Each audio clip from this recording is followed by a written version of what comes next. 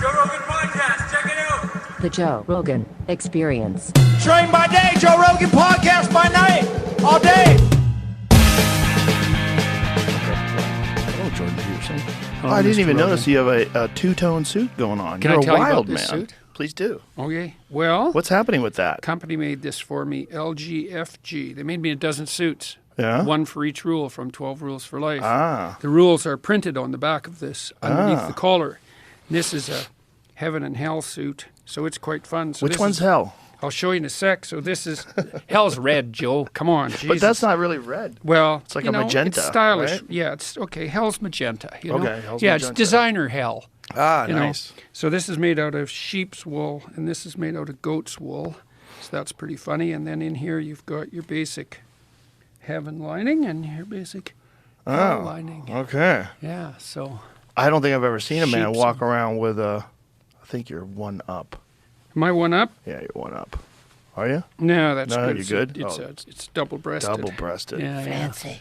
yeah. Got one suit with you in the lining too. Oh, no. I was going to wear it today. I thought about wearing it. It's a black suit with platinum wires in it, which is kind of cool. And inside it's got black and white images of like really sharp, harsh graphic images of you and Brett Weinstein and Ben Shapiro and Russell Brand and, you know, as an assortment of the Oh, that whole intellectual Sam dark Harris web too. thing? That's Sam's the guys, in there. man. Sam's in there too. Yeah, yeah. I still have hope for Sam Harris. Yeah, me too. Me too. Yeah, I hope he makes a comeback. So, I mean, he's not really going away. He's just got some weird opinions. yeah, well, But he's there's plenty of that floating around. Well, you know, I think when you have like complex, fascinating brains, they go off in all kinds of different directions. Don't This- you think? This is one of the dangers of being creative, right? Most creative ideas are wrong, and a good section of those wrong ones are fatal.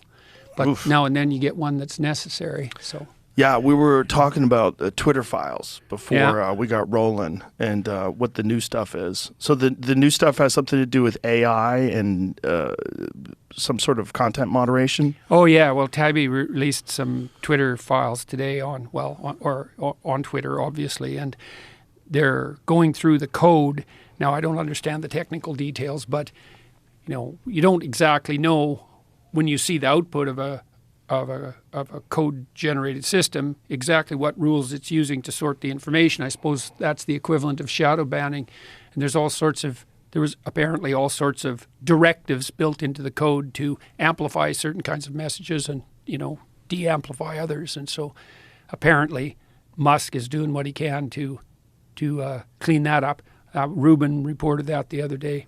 Yeah. And then Tybee today, he was talking more about the whole Russian collusion fabrication. Yeah. So that's also real fun. Well, how about the one guy that was going after Trump, who it turned out was actually in collusion with the Russians? Oh, yeah, that's a rough one. Yeah. You know? Yeah. Well, the best defense is a good offense, you know, and so I guess. Yeah, I guess. I know. But We're in a it's crazy just like, world. why would anybody not think that was going to come around to get them?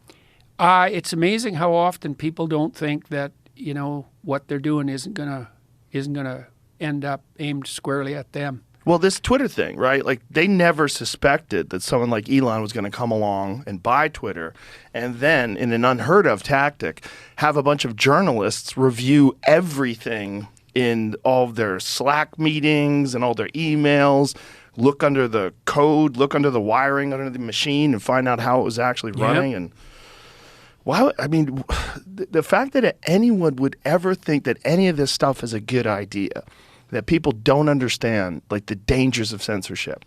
They don't understand where this leads to. Yeah, well, we're seeing a little bit of that emerge on the right now, you know, which is kind of frightening to me. So I'm an admirer in many ways of what's going on in Florida, you know, with DeSantis. But him and Rufo, who I also think has got a bit of a clue, are trying to, what would you say, limit or even ban critical race theory. And the problem with that is you can't define it, right? Right. So how do you control something you can't define? And the answer is you battle it out on the battleground of ideas. Because as soon as you start to try to define it and then try to censor it, well, first of all, that's just going to grow because that's how those things work.